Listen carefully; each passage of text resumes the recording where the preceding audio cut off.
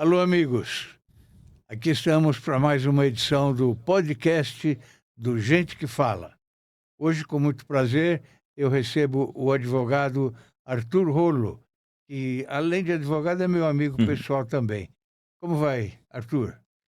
Fausto, um prazer estar aqui com você nesse podcast. Depois de ter participado de tantos programas, é sempre uma alegria estar com você e com a sua audiência. 24 anos você participa do Gente que Fala. Tudo isso? Agora no novo formato, podcast. Nossa. Mas 24 anos. Não sabia que era tudo isso, Começamos em 2001. É? Aliás, seu pai foi muito ao programa. Sim, meu né? pai estava... Toda semana ele tinha um dia que ele estava presente. Era um amigo meu muito querido. Nós vamos falar um pouquinho dele também. O Arthur é advogado, como eu disse. Ele é doutor e mestre em Direitos Difusos e Coletivos. Ele foi secretário nacional do Consumidor do Ministério da Justiça e Segurança Pública. Foi também presidente do Conselho Federal de Combate à Pirataria e do Fundo Nacional de Direitos Difusos e Coletivos. Professor e coordenador universitário. Sócio fundador da Arthur Rollo Advogados. É isso? É isso. Arthur, você é de São Paulo? Nasci em São Paulo. Nasci no Ipiranga.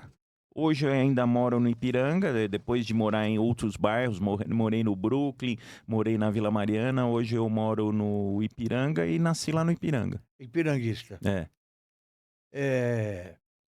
O que você poderia dizer, vamos abrir com isso, você poderia dizer do seu pai? Bom, meu pai... Nosso querido amigo Alberto Rollo.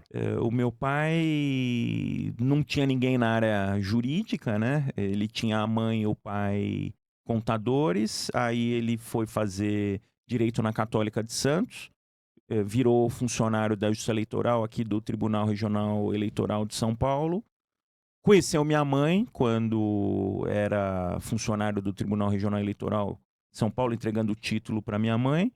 E aí, em algum momento da vida, percebeu que poderia advogar nessa área eleitoral, saiu, deixou de ser funcionário, passou a advogar na área eleitoral, tinha muito conhecimento com políticos, saiu-se muito bem, e aí fez a família inteira ir pelo mesmo caminho da advocacia. E os meus dois irmãos mais velhos se formaram, a minha mãe se formou também em Direito. Minha mãe fez mestrado em Direito Civil, virou professora universitária depois de cuidar dos filhos. Ela primeiro cuidou dos filhos e depois virou professora, virou advogada. E aí eu fui o último, fui a raspa do tacho, fui o último aí que entrou na área do direito. Quer dizer que em reunião de família não se fala de direito, né? Então. Ou se fala? Não, quando eram os almoços de domingo, era só direito. Até criou uma espécie de aversão, porque a gente já fica trabalhando, dá aula, acorda cedo, a gente trabalha com direito das 7 da manhã às 11 da noite. E aí, final de semana é demais, né? Então, final de semana a gente quer espairecer. Uma descansadinha, né? Então, acabou criando até um pouco de aversão. Nos finais de semana, cada um ia para um lado, porque quando a gente se juntava, principalmente quando estava o meu pai junto, era assunto profissional, né? Você se tornou advogado por insistência do seu pai, não? Não, meu pai não insistiu, mas eu tenho uma história curiosa, Fausto. Eu queria fazer agronomia. A minha vida inteira eu queria ser agrônomo. Ou agrônomo, veterinária, mas era mais pro lado da agronomia. O meu pai, inclusive, me levou para Piracicaba, para a casa do Mendes Tami, que era professor lá da Exalc. Aí me levou para conhecer lá a Exalc, eu conheci a Exalc. Aí queria fazer agronomia e fui. Quando eu fui prestar o vestibular, eu prestei agronomia na USP, na Unesp, e prestei direito na PUC. E aí o que aconteceu? Eu acabei passando na Unesp, na última chamada passei na USP, só que também na última da chamada acabei passando na Faculdade de Direito de São Bernardo, porque na sequência de vestibulares, eram 4 dias de USP e Sim, 3 dias de PUC. sim. Chegou no último dia, eu já estava cansado, detonado de tanta prova e acabei deixando metade da prova em branco, né? Sei, sei. Aí eu acabei passando em Direito. Quando eu estava em Botucatu, cheguei a ir fazer agronomia em Botucatu. Estava tomando uns trotes muito pesados, uns trotes muito violentos. E aí o que aconteceu? Meu pai ligou para mim e falou: Ó, você passou em Direito aqui na Faculdade de São Bernardo. Aí eu desliguei, dali 1 hora eu liguei para ele de volta e falei: Ó, segura a minha vaga que eu tô indo Eu vou aí por aí. fazer Direito. Aí voltei e não tinha certeza ainda, porque essa fase aí de 17 anos é uma fase que a gente não sabe o Sim, que a gente quer fazer da sim, vida ainda, sim. né? E aí eu deixei lá a matrícula na Faculdade de Agronomia para eventualmente, se desse errado, se mudasse de ideia, voltar. Mas aí eu gostei e tô até Você hoje. citou aí o Mendes Tambi, um dos políticos mais sérios que eu conheci, Com certeza. nos meus 82 anos de vida, 62 de profissão, né? Um dos mais sérios que eu consegui. E eu adorava o Mendes Tambi. A gente falava sempre por telefone, quando possível pessoalmente. Eh, e ele era um professor o tempo todo, Sim. né? E eu estive com ele lá, ele me levou para conhecer a Universidade Luiz de Queiroz, lá da USP em Isso, Piracicaba, isso. e me colocou amigos dele para me levar nas instalações. Depois ele teve um probleminha de saúde, né? Teve, teve. E aí foi meio que foi irreversível, né? Sim. É. Você atua na área eleitoral desde 93, é isso?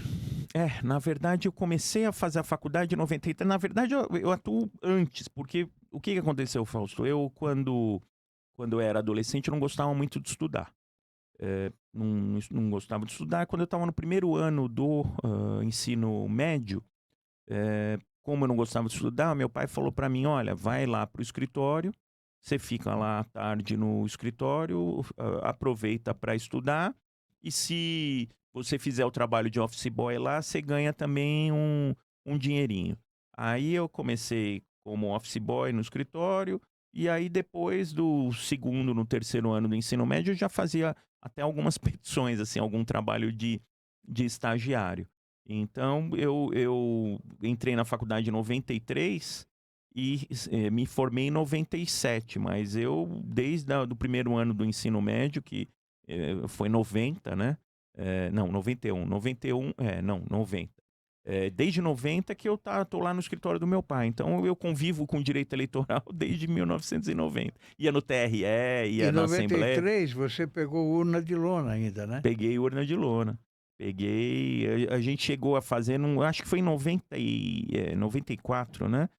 Que foi uma recontagem no Guarujá. Eu lembro bem de uma recontagem que a gente avançou a madrugada. Lá teve um problema de recontagem no Guarujá. Obviamente eu tava na retaguarda, né? Eu tava na parte mais física da coisa, não tava na parte intelectual, mas meu pai tava e a gente ficava contando voto, lançando no computador, naquela época era voto manual. Completamente diferente de hoje, né? Completamente diferente. Hoje, graças a Deus, porque eu lá dava um trabalho danado, virava madrugada fazendo contagem de voto, às vezes contava errado e tinha que Recontar, recontar tudo. recontar. Então, assim, Tinha os fiscais que ficavam por perto.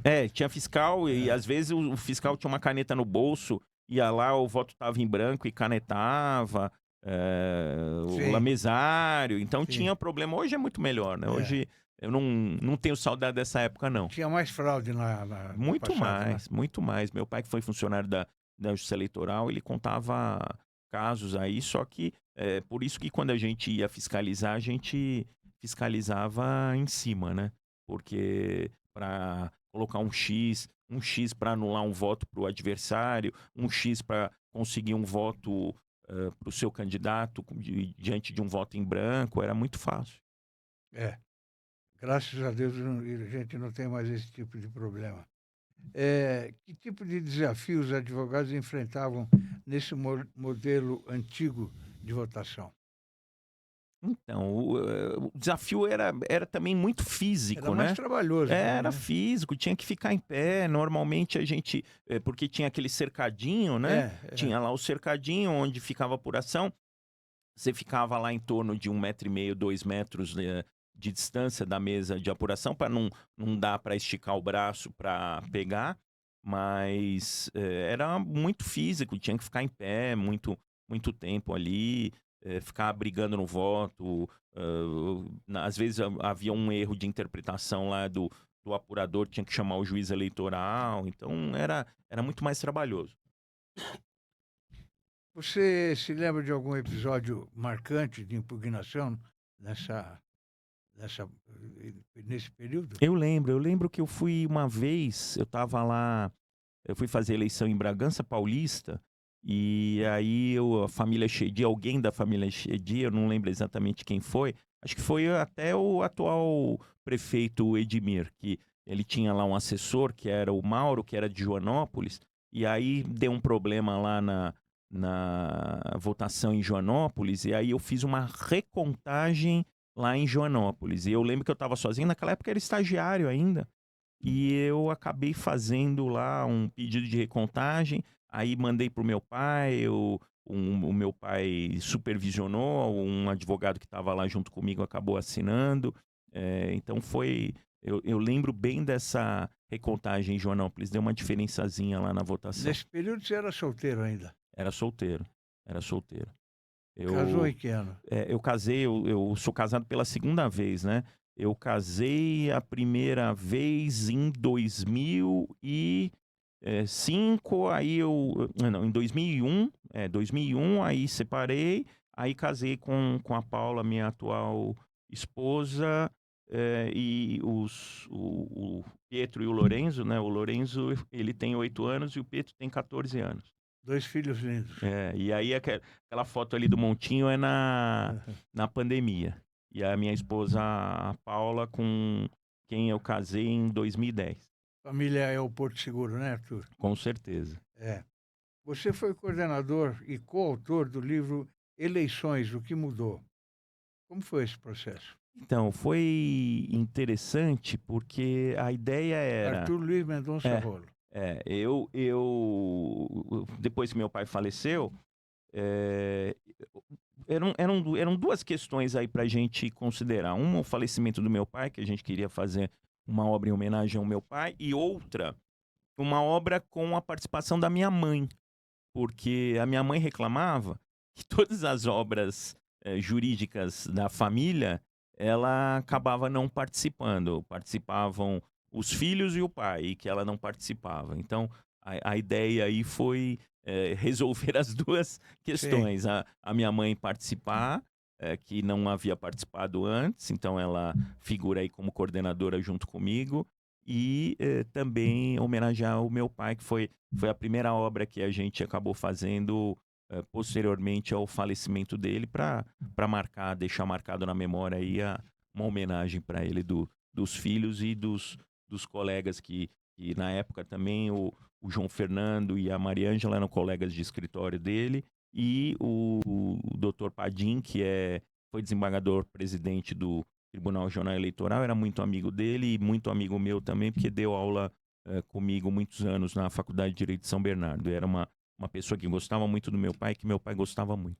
A sua mãe está firme. Minha mãe tá firme, Que bom. firme e forte. Tá Que bom. agora mais devagar, não tá trabalhando. Ela administra aí as questões da família, aí, os interesses da família, né? Mas ela tá na advocacia, ela parou, ela tá mais tranquila, tá agora passeando, viajando e curtindo. Eu tive a oportunidade de conhecer a sua família no fim de ano lá em Itu. E eu vi o carinho com que você tratava os hoje já quase adultos filhos, né? O tempo passa muito rápido. O Lourenço está com 8 anos, mas está com tamanho de 11. E o Pietro puxou o pai, é menorzinho, porque o Lourenço puxou a família da mãe, que todo mundo é alto, né? O Lourenço puxou o pai, o Pietro puxou o pai, ele não está muito alto, mas ainda assim vai ficar mais alto que o pai. Tá certo. E qual é a história do escritório Arthur Rolo Advogado? Não, o que que acontece? Dentro do que a gente estava conversando, que a gente acabava ficando no final de semana junto, em família. Quando meu pai faleceu, o que aconteceu é que cada filho acabou adotando o seu caminho profissional. Então, o Alberto tem o escritório, o Alexandre tem o escritório e eu tenho o escritório. Então, cada um segue seu São caminho. endereços diferentes. Na verdade, eu estou no mesmo endereço físico que o Alexandre hoje, em um andar diferente do prédio, e o Alberto está no endereço onde era o escritório que todos nós trabalhamos, onde foi o Na escritório Vila do meu pai, Mariana. ali na Vila Maria. Mas Isso. o nosso também, o meu e do Alexandre, também é na Vila Mariana, ali perto do metrô Santa Cruz, Sei. então, num prédio. E também é questão de custo, Fausto, porque hoje a forma do advogado trabalhar mudou muito. A pandemia acabou introduzindo essa questão do home office, da gente não ter tanto aquela dependência física da sede, o atendimento aos clientes mudou. Então aí a gente acabou optando, até por questão de custo, por uma instalação menor em um prédio que a gente pode, na eleição, por exemplo, que às vezes precisa ficar até 1, 2 horas da manhã trabalhando, a gente poder trabalhar com segurança também, porque na outra era uma casa que tinha algumas questões aí mais complexas de segurança. Sim. Arthur, quais são as maiores complexidades da legislação eleitoral brasileira hoje? Hoje, Fausto, você sabe que eu acho que vai ser o grande problema da próxima eleição, vão ser as adulterações por inteligência artificial. Então, hoje a gente está aqui falando, se alguém quiser pegar a nossa voz e reproduzir o conteúdo que bem entender com a nossa voz e imagem, softwares hoje Sim. permitem isso. Sim. Então, quando você faz isso de um adversário, simulando, por exemplo, uma conversa de propina, simulando um crime, alguma coisa do gênero, você produz efeitos nocivos no processo eleitoral. Então, acho que o grande desafio da próxima eleição vai ser justamente aquelas deepfakes que eles dizem, né? Deepfakes, que são simulações aí com a voz e com a imagem do candidato para desmerecer esse candidato e produzir efeitos devastadores junto ao eleitorado. Está cada vez mais difícil distinguir essas deepfakes, né? O que é correto do que não é correto. Às vezes eu mando, Fausto, olha que eu tomo cuidado, hein, com fake news, com deepfake, tomo muito cuidado. Sim. Mas outro dia eu mandei lá para um colega de escritório um vídeo, ele falou, você viu que é inteligência artificial? Eu falei, não. Então, tem alguns que são muito convincentes. E isso está aprimorando a cada dia. Se engana a gente que é mais atento, imagina pessoas que não são tão atentas, que Os infelizmente mais é a velhos, grande inclusive, maioria. né? Sim, sem dúvida. É um perigo isso.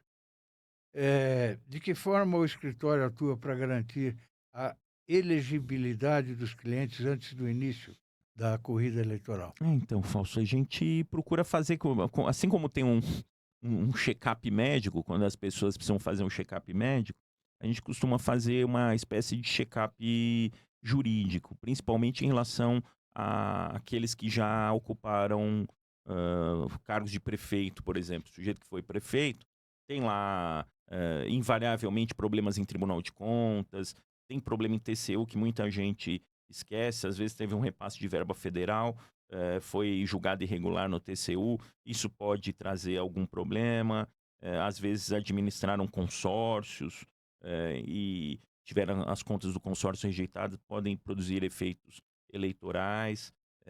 Tem gente que tem processo criminal e que não cuida direito dos processos criminal que tem, ações de responsabilização por atos de improbidade. Então, a ideia aí é fazer como se fosse um check-up jurídico, verificar tudo que tem de pendência em nome daquele pré-candidato para ver eventuais problemas que podem dificultar ou, às vezes, até impedir a candidatura dele no futuro.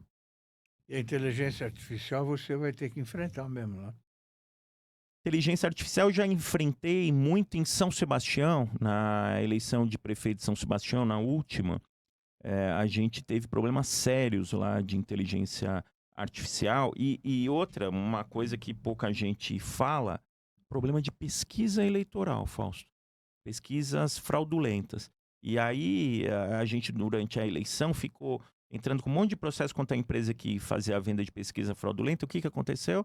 Ela tomou milhares e milhares de reais, tomou aí quase 400, 500 mil reais de multas. Aí o que ela fez? Ela foi extinta, deram baixa no CNPJ da empresa e agora, muito provavelmente, vai ter o que a gente chama de desconsideração da personalidade jurídica. A execução vai recair na pessoa dos sócios, mas na última eleição que a gente viu em São Sebastião, foi pesquisa fraudulenta, e aí as pesquisas fraudulentas, elas são feitas na eleição, tem as multas, e aí na eleição seguinte vem as mesmas pessoas que estão por trás daquela empresa de pesquisa fraudulenta, criam outra empresa. Então, esse é um problema também sério, porque pesquisa É um influi perigo, muito. porque a pesquisa influi, né? Demais, demais. Então, esse é um problema que eu tenho visto, e aí a gente está pegando no pé das empresas, pegando severamente, inclusive em ordem criminal, para responsabilizar. E essas deepfakes também. Tem processos que estão. Porque, como isso acontece geralmente na reta final da campanha eleitoral, Fausto, não dá tempo de resolver isso na eleição. Então a gente procura estancar o problema, diminuir os efeitos que esses problemas geram no pleito, se é que é possível. Às vezes, lá em São Sebastião, graças a Deus, deu tudo certo. Mas esses processos criminais, esses processos precisam continuar depois da eleição para apurar as responsabilidades e punir, e inclusive criminalmente, quem faz esse tipo de coisa. Foi Perfeito, um problema sério. perfeito. Arthur, antes da gente começar a gravar o programa, você me falou sobre Partido Missão. Explica pra gente o que é. Então, uma coisa que eu não tinha feito na minha vida ainda, Fausto, o partido político é algo bastante difícil de você criar no Sim. país. Eu lembro que o meu pai que sugeriu para o Gilberto Kassab a criação do PSD. Mas aí o meu pai falou, não, é muito difícil. Aí ele pediu a ajuda de um colega de Brasília que cuidou desses bastidores da criação, e a gente não atuou diretamente. A ideia foi do meu pai, mas a execução não foi. Aí, até com base no que o meu pai deixou de fazer lá atrás, eu falei, por que não tomar a frente aí da criação do partido político? Então, os integrantes do MBL quiseram criar um partido, toda a parte de coleta de assinatura, de organização, foi toda deles, mas a parte jurídica de orientação foi toda nossa. Quantas assinaturas são necessárias? 447 mil, mas eles escolheram mais de 490 mil. Na verdade, eles escolheram mais de 600 mil. Não, de 500 mil, mais de 500 mil. Só que, para até validar e tudo, eles conseguiram validar 490 mil. Agora, para esse ano, o ano que vem, dá tempo? Dá tempo, já está constituído. Tem uma alteração estatutária, eles já vão ter candidato a presidente, já tem pré-candidato a presidente, provavelmente vão ter pré-candidato a governador. A única dificuldade, que não foi dificuldade naquela primeira eleição do Bolsonaro, é o tempo de TV e o fundo partidário e o fundo eleitoral, que como não tem deputado, as parcelas aí são mínimas, são aquele mínimo que é para todos os partidos. Mas eles se organizam muito bem na internet, uma geração jovem, são muito jovens, então eles conseguem captar doações, eles conseguem se comunicar muito bem pela internet. Então eu acho que é uma aposta importante para a próxima eleição. Acho que eles vêm para brigar. E logo vocês vão ter vários deputados aí, tanto federal como estadual, né? Para ter tempo em televisão e tempo. A ideia é essa, para a próxima eleição já conseguir um bom número de deputados para aumentar não só a participação financeira, mas como a participação em horário eleitoral gratuito, porque aí dá uma visibilidade maior. Parabéns, você é uma pessoa corajosa também. Obrigado. Como é que você avalia o papel da imprensa na cobertura de campanhas e no combate à desinformação? As fake news, né? Então, Fausto, o que acontece? A gente tem, quando a gente fala em imprensa, a gente tem N segmentos, né? Infelizmente ou felizmente, não sei, não tenho uma opinião muito formada sobre isso, mas a gente tem hoje mídias de direita, mídias de esquerda, e a gente tem mídias que procuram transitar no meio Mas está desses. errado isso. Então, eu acho que eu tenho visto, Fausto, hoje em dia tem inclusive emissoras regulares de rádio que tem programas voltados à direita, programas voltados à esquerda. O que eu procuro fazer? Às vezes eu ouço da direita e o da esquerda e procuro formar minha opinião vendo as visões diferentes. Isso é bom porque a gente consegue visões diferentes, mas quando eu ouço, eu já sei que aquela é uma visão enviesada.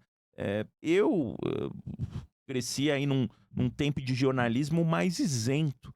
Eu prefiro que tenha o veículo coloque opiniões divergentes no mesmo Seja horário, imparcial, né? seja imparcial, mas hoje em dia está muito difícil. Até pelas questões de patrocínio também, né, Fausto? Porque hoje em dia tem muito patrocinador que acaba influindo na programação do rádio, da televisão.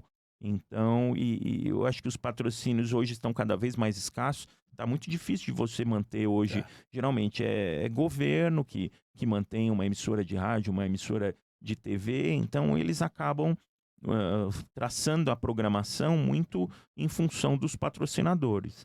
Então, acho que o jornalismo mudou, mas a gente tem que aprender a conviver com isso. O que não pode acontecer é veicular notícia falsa, aí tem que ser responsabilizado, aí se for o caso tem que retirar a concessão. Tem gente que fala, vai retirar a concessão, mas isso é censura. Peraí, a finalidade da concessão é prestar um serviço público, um serviço de informação. Se está devidamente demonstrado que um determinado veículo fica sistematicamente desinformando para produzir efeitos em prol de A, em prol de B, em prol de C, isso tem que ser levado em conta para perder a concessão. Agora, também é complicado, porque geralmente quando perde a concessão é porque fala mal do governo que está no poder, né? Sim. Então, porque se fala bem do governo que está no poder, ainda que seja mentira, não perde a concessão. Então, também tem essa questão. É bastante complexo hoje tratar desses assuntos, porque influem em liberdades constitucionais também. Como é que você analisa as campanhas políticas de antigamente, numa época em que a internet e redes sociais não existiam? Era muito mais Bem difícil de diferente. fazer campanha, bem diferente. Mas assim, em cidades pequenas ainda, Fausto, a internet não produz tanto efeito. Não produz tanto efeito. Porque tem cidade pequena ainda que muitos, ou quase todo mundo se conhece, as famílias se conhecem. Então a campanha acaba sendo bastante no boca a boca. Agora, uma cidade como São Paulo é absolutamente impossível se fazer uma campanha eleitoral sem internet, sem impulsionamento em redes sociais. Então, eu gostava, para ser sincero, eu cheguei, Fausto, meu pai foi candidato 2 vezes, né, a deputado estadual. E eu cheguei, naquela época podia fazer boca de urna.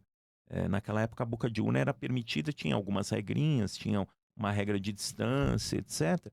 Mas eu gostava até de fazer a boca de urna.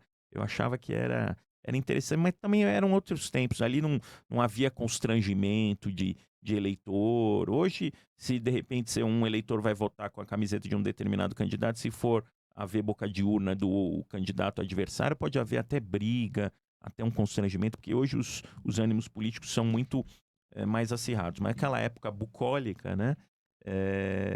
Até a boca de urna eu tenho saudade. Mas a internet, obviamente, a tendência é que a campanha aumente muito na internet, até porque o custo é menor e a abrangência é muito maior. Está se discutindo lá no Congresso Nacional o voto distrital.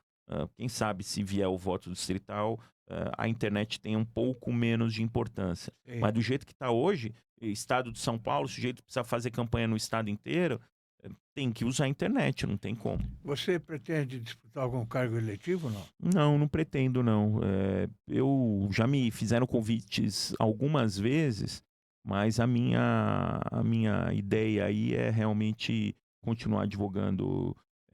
A vida do político eu posso dizer que eu sou um advogado que trabalha muito, mas os políticos trabalham mais ainda do que eu trabalho. Eu tenho amigos políticos, aí, amigos deputados, que não têm vida familiar, como a gente conversou aqui no início. A família é muito importante. Sim, E a claro. gente tem que abrir mão da família para fazer coisas. É importante. Eu acho que a profissão é um meio de ganhar dinheiro para pagar as contas, para a gente viver e viver com a família. Se a gente ficar só trabalhando, só na política, a gente acaba perdendo o convívio familiar, que eu não abro mão. A produção está colocando aqui a capa do nosso portal Orbis News. Você já escreveu artigos para o Sim, nosso sempre que portal. possível. Eu reitero o convite. Ótimo, Viu? vou escrever, vou continuar escrevendo. Está à sua inteira disposição. Muito Com obrigado. muito prazer. Qual é a sua previsão para as eleições do ano que vem, 2026? Então, Será que vão continuar na mesmice? acho que Nós e sim. eles, né? Acho que sim. Os nomes que estão se colocando são nomes já conhecidos, né? A gente vai ter um cenário diferente para presidente. Provavelmente vem algum candidato da direita aí, o Tarcísio, o Ratinho, o Zema, Eduardo o Leite. Eduardo Leite. Vem algum desses, ou vem mais de um desses, né? Acho que vai ter algum grau de influência ainda da família Bolsonaro, seja através do Flávio, seja através da Michele, porque não tem cenário em que o ex-presidente Bolsonaro possa participar. Aliás, o que está se comentando ultimamente, que ele deve ser preso em algum momento aí, talvez até na Papudinha, né? É a discussão que se tem. Ele tá hoje com a tornozeleira em prisão domiciliar, mas há uma possibilidade dele ser mandado para Papudinha. Então, e aí a grande dúvida é se vem o Lula. Eu acho que vem, embora também eu acho que ele já está com uma idade avançada, já não vai ter mais a destreza para um segundo mandato, né? Mas acho que ele vem como candidato. Aí vamos ver quem vem de vice. E cenário estadual aqui do estado de São Paulo, acho que deve vir o Geraldo Alckmin candidato ao governo, de repente Ricardo Nunes lá do outro lado, ou Felício Ramute, enfim. As peças eu acho que já estão bastante Tem bons nomes aí, né? colocadas, tem bons nomes, vai dar uma mexida. Agora, acho que no atual momento, isso é muito da fotografia do momento, eu acho que o presidente Lula ainda está com uma boa aprovação.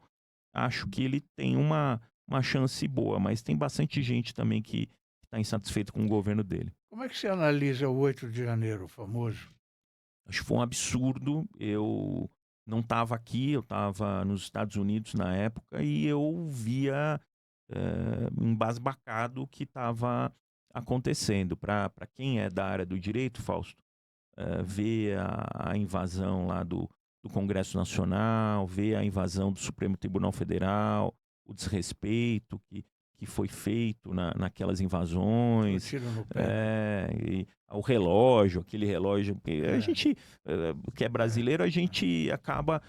A gente já não tem coisas muito antigas. Se a gente for comparar com a Europa, por exemplo, tudo nosso é recente, porque o nosso descobrimento foi bem posterior, mas é triste ver os prédios públicos maltratados daquele jeito. Para mim, eu acho que a punição tem que ser exemplar, mas eu acho que o Supremo Tribunal Federal passou do ponto na dosimetria das penas. Eu acho que exagerou, porque não dá para alguém que derruba lá um relógio, que entra, invade o Supremo, ter uma pena superior ao crime de homicídio. Tem na hierarquia aí das gravidades, é muito mais grave um crime de homicídio do que um crime de depredação de Ou patrimônio aquela do público. batom, né? Aquela do batom. Então, Eles falam muito daquela do batom, mas não é só o rabiscar com o batom. Ali teve todo um contexto por trás. E se ela também tivesse lá para passear, ela não ia estar subindo num monumento público para colocar lá com a batom. inscrição, né?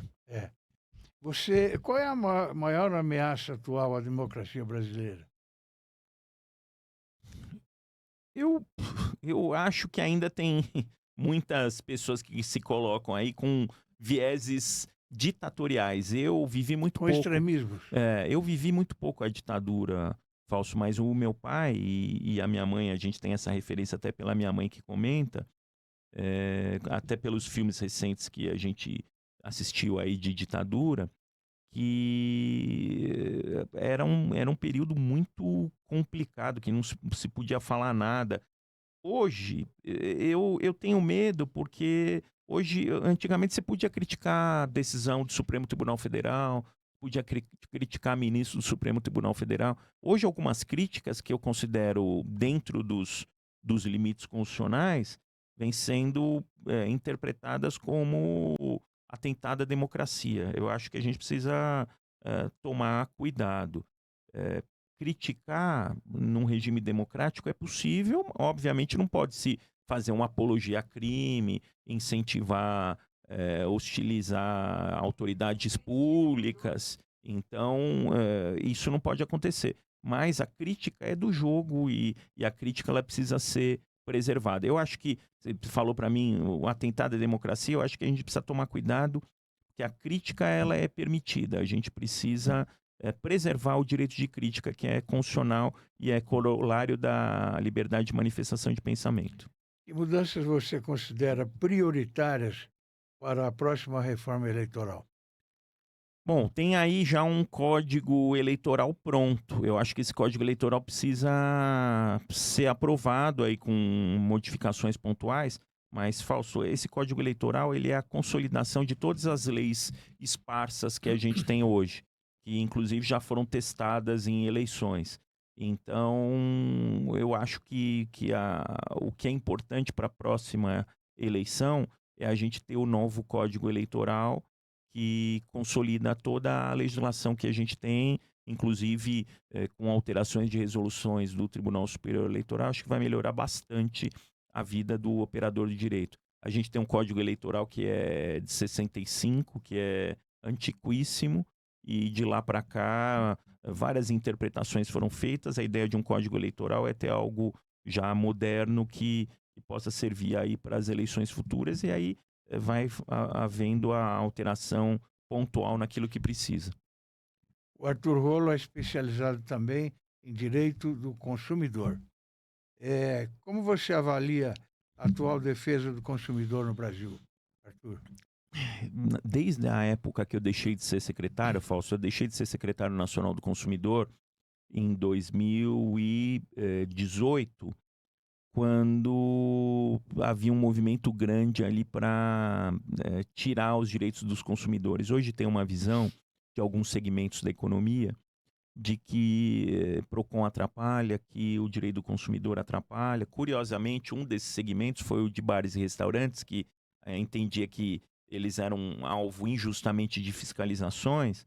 Aí a gente teve o problema da concessionária de energia Enel, que deixou bares e restaurantes sem luz por 4, 5 dias. Teve lugar que ficou mais de semana sem luz. Aí eles começaram a pedir uma intervenção do governo. Falou, peraí, eu preciso que a Enel cumpra o papel dela. Então aí eles passaram a pedir o direito do consumidor. Então tem gente que entende que atrapalha, mas casos como a Enel, casos como esse do metanol, mostram que a gente não está num nível de maturidade social ainda que nos permita deixar que o próprio mercado se regule, que as próprias pessoas fiscalizem, porque quase ninguém tem aparato para fiscalizar uma situações como essas, né? Então, acho que precisamos ter uma intervenção na economia para proteger os consumidores, porque isso continua sendo necessário. Quem diz que o direito do consumidor atrapalha, fala que o consumidor que está insatisfeito, ele procura outra empresa. Mas na prática, a gente tem empresas que têm os mesmos comportamentos abusivos, a gente muda de banco, os comportamentos são os mesmos, muda de empresa de telefonia, os problemas são os mesmos, muda de plano de saúde, os problemas são os mesmos. Então isso mostra que a gente ainda precisa de regulação. Hoje, para tomar um aperitivo, você precisa pedir sem metanol, né? Precisa pedir sem metanol. Ontem eu ainda acabei tomando uma caipirinha, mas eu tomo em lugares Conhece, que eu confio, porque eu não tomo em qualquer lugar. Em praia, por exemplo, em barraca de praia eu não tomo já tem algum tempo, então eu estou cada vez mais seletivo nos lugares onde eu bebo. Eu bebo pouco, mas quando eu bebo em lugares que eu acho de extrema confiança. Mas olha, só faltava essa, né? Nem, Meu nem a Deus, bebidinha do final de semana. que período a gente está vivendo, né? Sim, precisa tomar cuidado porque o governo falou que os casos acabaram, mas vira e mexe aparece um caso novo, né? Aparece um caso novo. Só para voltar um pouquinho sobre lei eleitoral, etc., você não acha que a violência vai ser o tema principal da eleição em 2026? Diante dessa operação do Rio de Janeiro, né? Acho que questão da segurança. E aí vai ter gente que vai fazer apologia à matança indiscriminada, vai ter gente que vai falar que isso não pode acontecer, como a gente viu em relação ao Rio de Janeiro. Eu acho que a gente está num estado de insegurança, Fausto, que é muito, muito preocupante. A gente não poder sair na rua, andar com o celular na mão. Eu sou morador de São Paulo desde que eu me entendo por gente, e eu fui vendo a minha liberdade ser tolhida ao longo dos anos. No começo eu andava mais na rua, andava de bicicleta na rua. Hoje eu não posso deixar meus filhos andarem de De bicicleta jeito na nenhum. rua. Eu ia a pé para a escola. Hoje eu não posso deixar meus filhos irem a pé para a escola. Então a gente só foi perdendo liberdade. Que essa situação ela precisa ser modificada, eu não tenho dúvida.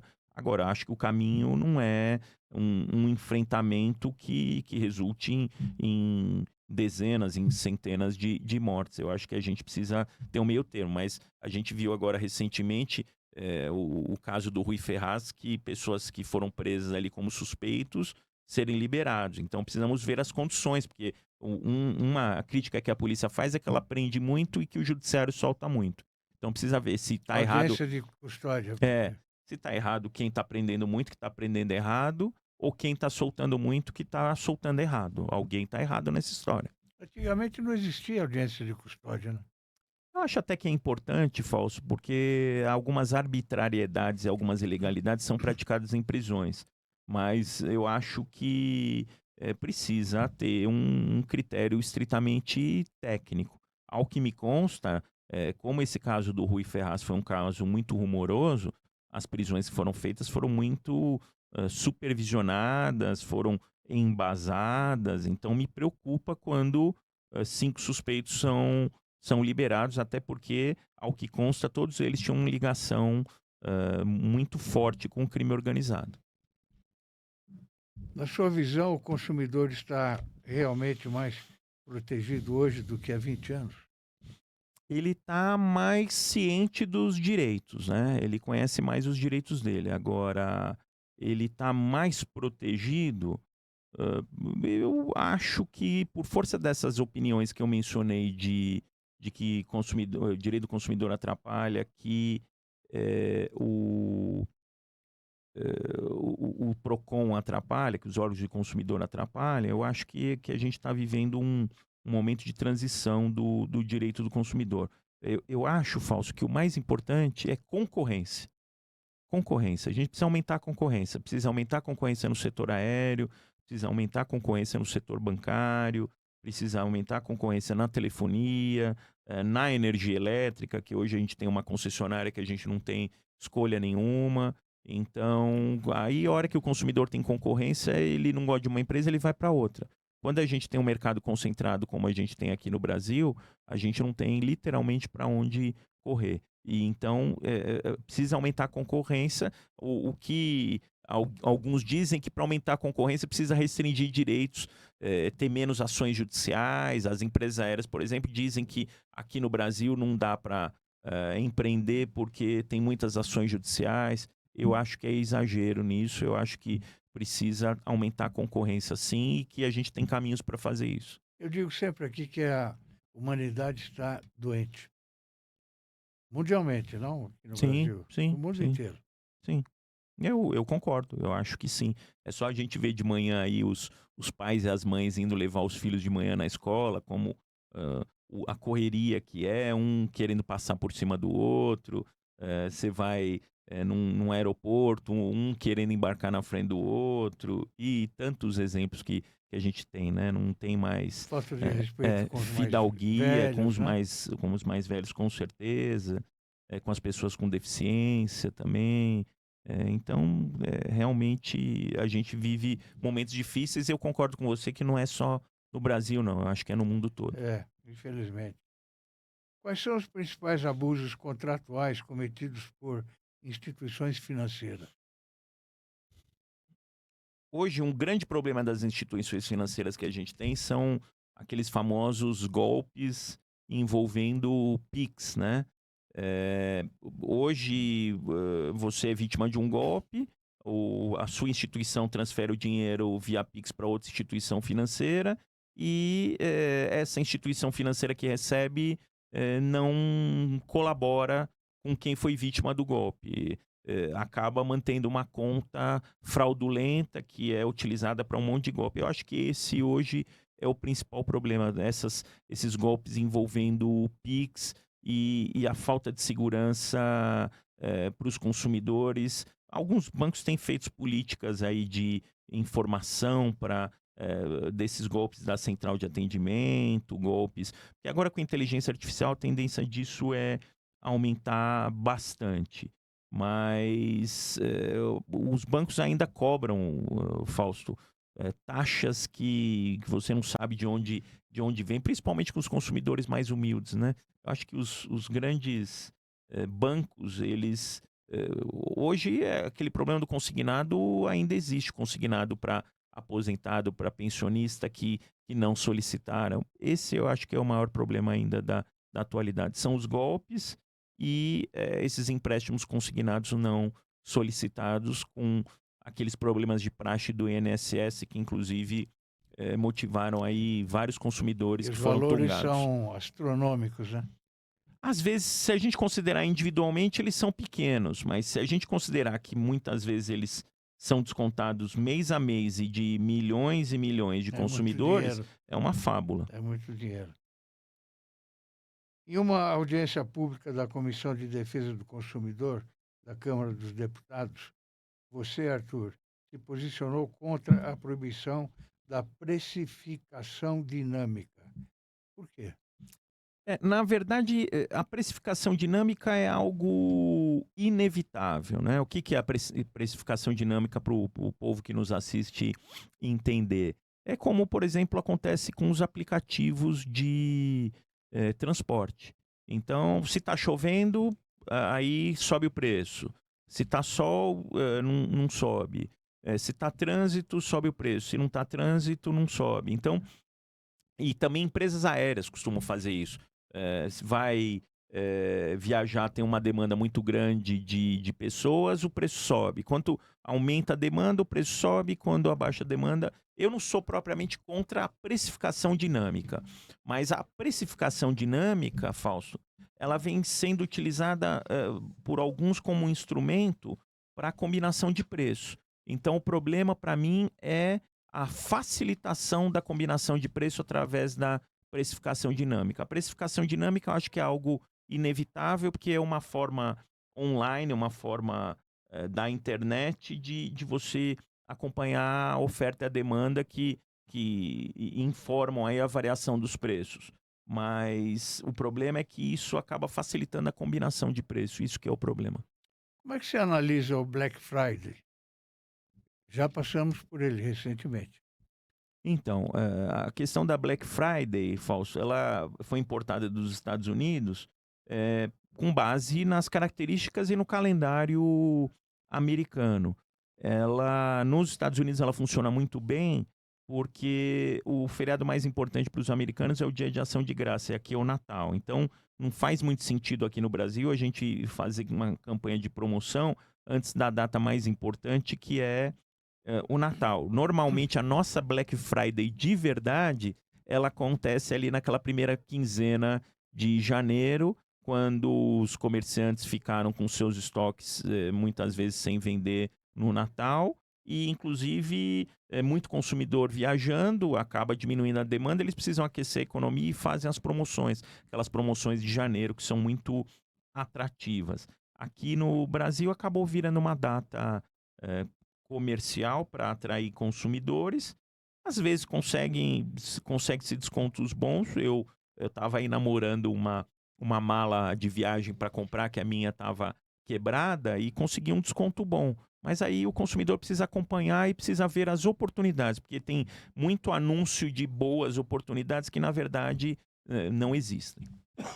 Mas você comprou a mala pelo celular, Não, eu acabei comprando no shopping. Fui pessoalmente. no shopping pessoalmente e consegui comprar. Era uma mala que estava comprovadamente, porque eu estava acompanhando, R$ 1.300. Ela foi vendida por R$ 800. Só que é de uma coleção que está mudando. Então, tá virando modelo, vai ter uma mala mais moderna do que aquela. Como eu não estou preocupado com modernidade da mala, achei que era uma boa oportunidade, porque a minha mala das minhas viagens para Brasília estava bastante. A rodinha não estava rodando. Não estava. Aí eu estava com dificuldade para arrastar a mala no aeroporto. Você compra alguma coisa pela internet? Não. Muito. Eu comecei a comprar na pandemia. Eu não confiava muito, Fausto. Eu era bastante desconfiado, mas aí o que que aconteceu? Na pandemia eu precisei começar a comprar e aí eu caí no gosto. Só que aquela questão, né? Eu não compro no impulso. Eu compro o que eu preciso. Eu não saio comprando porque tá barato. Eu compro o que eu efetivamente preciso. Mas ajuda bem, ajuda a pesquisar. Você consegue pesquisar preço, você consegue pesquisar modelo. Vale a pena, viu? Para fazendo bem feito, vale a pena. Bom, você presidiu o Instituto Nacional de Defesa do Consumidor. Alguma lembrança boa? Não, a gente está na ação da 123 milhas, por exemplo. A gente está lutando lá na recuperação judicial da 123 milhas para que os consumidores não percam todos os valores lá que pagaram. Só que tem lá um plano de recuperação e os consumidores vão demorar bastante tempo. Então, a ideia do Instituto Nacional de Defesa do Consumidor é fazer uma defesa coletiva dos consumidores. Então, quando, por exemplo, agora tem lá um caso no Supremo Tribunal Federal que a gente está pensando se vai entrar, cuja decisão vai valer para todos os consumidores brasileiros, dependendo da decisão que for tomada. Então, essa atuação do Instituto de forma coletiva, ela é importante porque faz com que o judiciário adote posicionamentos aí que contemplem os consumidores. Por isso que a atuação do Instituto é completamente diferente da atuação do escritório. Por exemplo, a atuação do escritório é uma atuação remunerada e para clientes. A atuação do Instituto é para defender a sociedade e eu faço isso pro bono. Eu não ganho dinheiro no Instituto. Crime cibernético você não atua.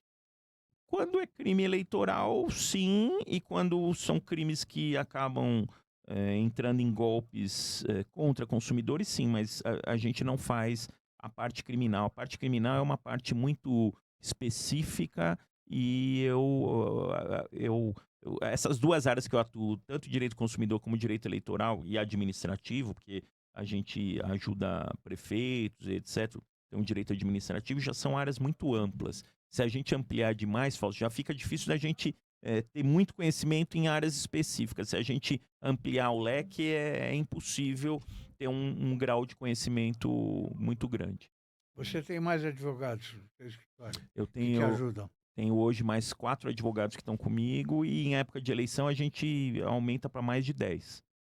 E todos no mesmo caminho. Todos na minha área que me ajudam aí, fazem o trabalho de base para eu poder atender os clientes, porque quanto mais casos a gente precisa ter um trabalho de base para poder atender todo mundo bem. Você está me fazendo lembrar do Arthur Alves Pinto, Hum. quando ele era vice do Jânio Quadros.